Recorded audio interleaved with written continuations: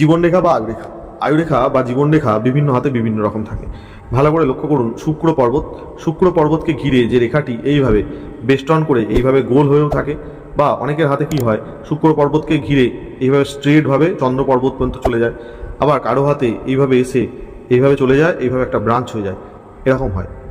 3-4 রকমের আয়ুরেখা বা জীবনরেখা দেখা যায়। বন্ধুরা, জীবনের কতটা শক্তি আপনি পাবেন, আপনি পরিশ্রম কতটা করতে পারবেন, আপনার লাইফস্টাইল কেমন হবে, রোগ জ্বালায় ভুগবেন কিনা, বড় অপারেশন হবে কিনা, আপনার ফাঁড়া আছে কিনা, দুর্ঘটনা আছে কিনা, এই সব কিন্তু আয়ুরেখা বলে দেয়।